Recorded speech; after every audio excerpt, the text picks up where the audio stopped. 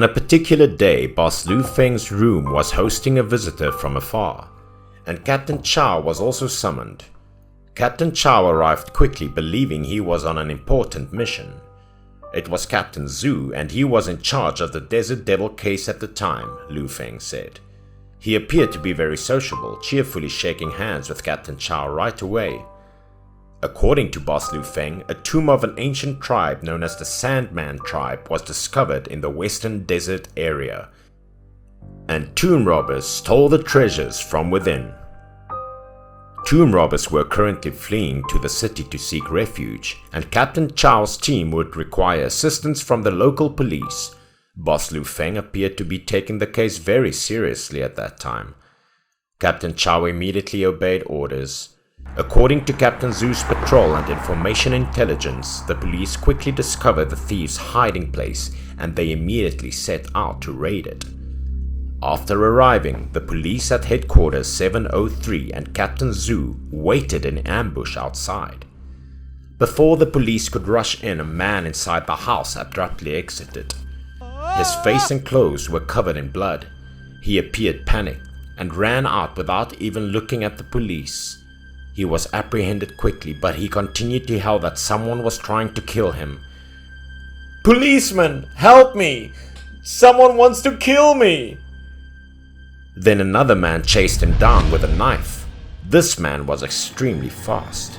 Captain Chow tried to catch him, but he escaped easily. Then he began attacking the nearby policeman. He was so ferocious and obstinate that he appeared insane. He took a knife and stabbed the policeman, seriously hurting him. The policeman quickly opened fire and shot him twice in the stomach. He fell to the ground a little bit. Normal people wouldn't be able to withstand those 2 shots, but he still managed to stand up and attack the policeman aggressively, as if he didn't feel any pain. The policemen were well-trained professionals, but they were powerless against this guy. On the contrary, he still managed to injure many policemen. The crazy man fought back fiercely despite being hit by a bullet, which was unheard of for any normal human. Even worse, he spilled blood on a policeman's head with his bare hands. In this situation, Captain Chow attempted to attack as well, landing a powerful punch on him. Then Captain Chow gave a kick to his chin which seemed to hurt him. At the point, his body trembled and he appeared frightened. He screamed, his face was not human, and his eyes widened as if he had transformed into some demon. At the same time, Captain Chow also noticed something unusual about him, so he warned everyone to be extremely cautious. The man mutated into a wild beast. His eyes lost their irises and he suddenly seemed to have no idea what pain was. He was shot in the middle of the head from behind. Captain Zhu was the one who fired the shot. Captain Chow was surprised. "Why did you shoot him? He was an important suspect in this case." However, according to Captain Zhu, he was a danger because there were currently no police to control him, and the best way to deal with him was to be shot dead. Before Captain Chow could respond, he heard the police report from afar about the blood loss of the policeman who had just been stabbed by the thief. The captain immediately sent the injured policeman to the hospital. Captain Zhu abruptly told him to examine the face of the thief who had just died. Captain Chow was surprised after taking a closer look. The thief who was shot dead had the same face as the one who was being arrested. The other guy appeared to be very happy, with a satisfied smile on his face. "I finally escaped." Captain Chow began to suspect that Zhu was concealing something from them. When Captain Chow arrived at the investigation room, he immediately took out the thief's file to examine it. His name was Ming, and he had no siblings, so the man who had just died could not be a twin. So Captain Chow interrogated the deceased, but the other thief remained silent. Finally, he uttered only one sentence: that the devil sent him here. He said he tried to run away, but the devil was always watching and trying to kill him. Those were the demons from beneath the tomb, and I had to do everything in my power to escape from them. Captain Zhu became enraged at this point and forced him to reveal the details of the grave theft. However, at first, the thief refused to speak. Then Zhu continued to lecture him on the law and regulations, implying that if he told the truth, he would be lenient. He claimed that he heard from an antique collector named Wang that there were valuable treasures inside the Sandman tribe's tomb, so he and his accomplice, Lin, followed Mr. Wang. Mr. Wang hired a guide because the tomb was in the middle of the desert and it was difficult to reach. But when they got close to the location, the guide refused to accompany them. Mr. Wang expressed dissatisfaction because he had paid him in advance, leading him to believe he wanted to swindle in the point. The guide stated that they could only be brought to here because if they went any further, they would be cursed by the tribe. Didn't you know how terrifying this place was? I couldn't take it anymore. I could only take them to a certain point. Then he ran away with no turning back to accompany them. When Lin saw the guide's action, he was so afraid of being reported to the police, so he planned to kill the guide.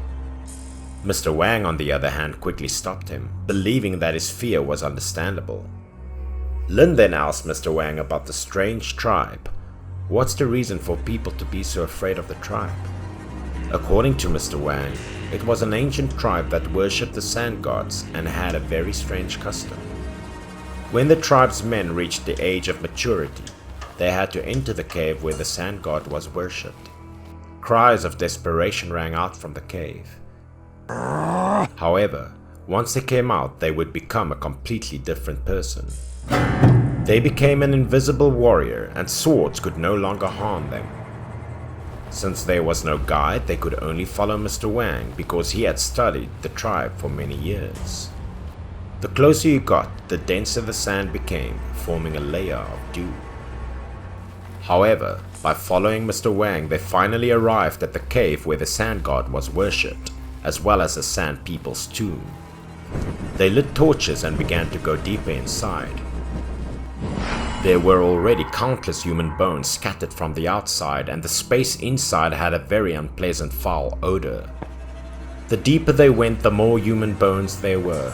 Perhaps they belonged to people who had come here to steal graves. After a long walk, they reached the end of the cave where there was an altar to worship the sand gods. On the altar, there was a stone box, the inside of which emitted a magical blue light. Mr. Wang reached out and removed it from the box. According to Mr. Wang, it was a Pisces pearl, a treasure of the sand people. The gem was extremely valuable. It was worth enough to feed 3 people for a lifetime. Under the torch, the gem radiated a lethal, enticing light.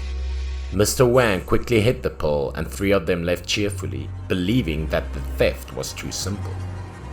Mr. Wang led the way and they followed as they approached the cave's entrance when something strange happened.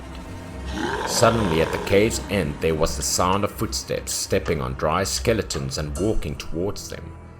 A person appeared from behind as they turned around. They became terrified as the person approached them. He looked exactly like Lin, except his face was lifeless and emotionless. Then he rushed towards them. Mr. Wang quickly turned around to see what was going on when he heard the sound of conflict. It all immediately came to a halt as the attackers stopped heading Lin and turned to face them. Now his face changed. His appearance transformed into Mr. Wang's. Even though they were terrified, they attempted to attack him with guns. Because of the constant frontal assault, it could temporarily slow him down, which was strange because even bullets through the head and chest did not cause him to fall. As a result, both of them decided that running was the best option. When Ming turned his head to look behind him, another figure appeared. And at that time, the guy who just appeared looked exactly like Ming, now both with expressionless faces.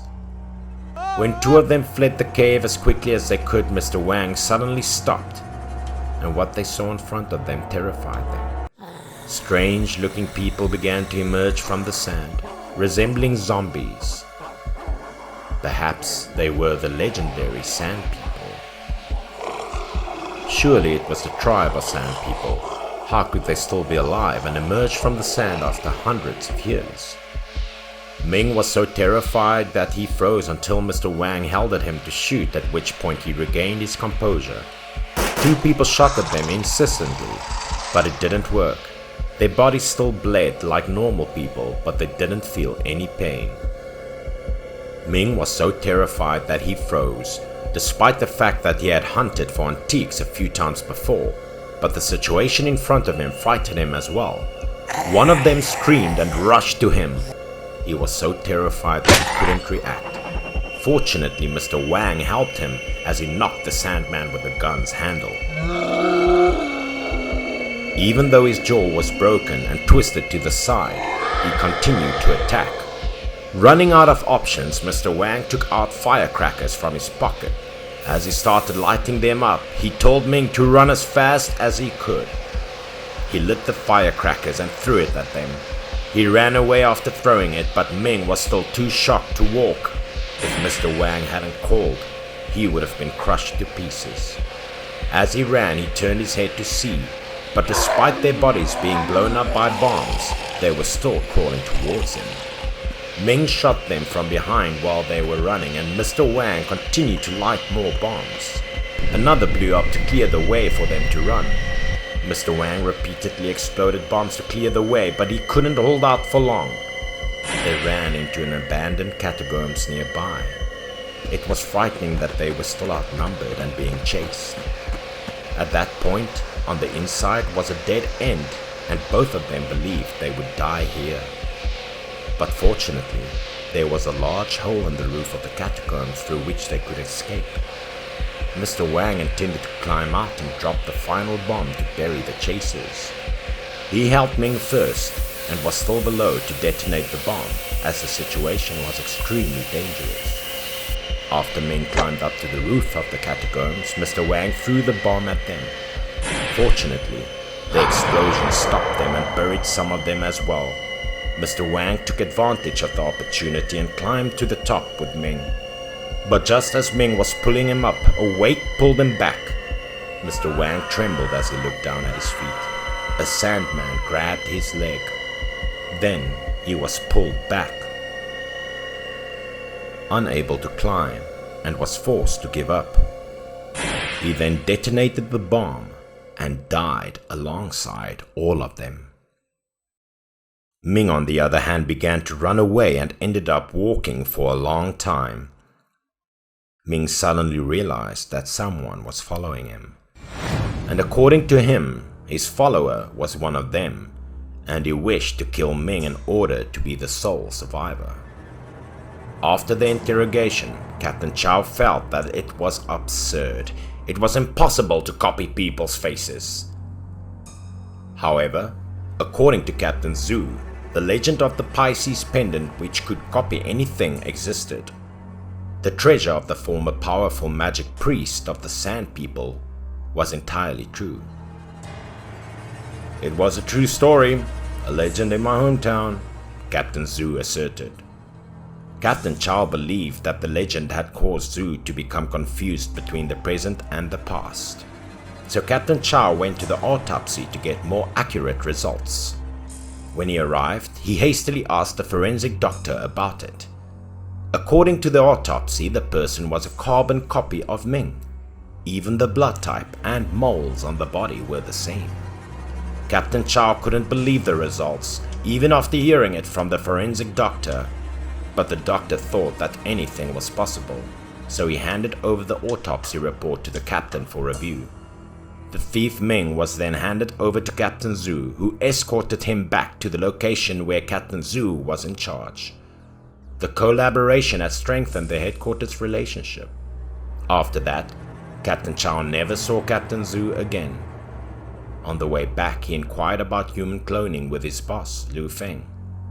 He said no one would know about it, but he once met two identical people in two different locations who were not related by blood. Captain Chow was intrigued by these two, but Boss Liu Feng simply stated that he only knew a little about them. Many years later, when Captain Chow took over as director and replaced Boss Liu Feng, the case of the Pisces pearls reappeared. The newspaper reported on the disappearance of a scientist who had come to explore the Sand People's tombs. The expedition's captain did not return, and no one knew where he was. The adventurers had been looking for the Sand People for several days at the time. Along the way, they discovered some abandoned and dilapidated catacombs. They noticed a lot of bones after looking around. One of them was holding a Pisces pearl.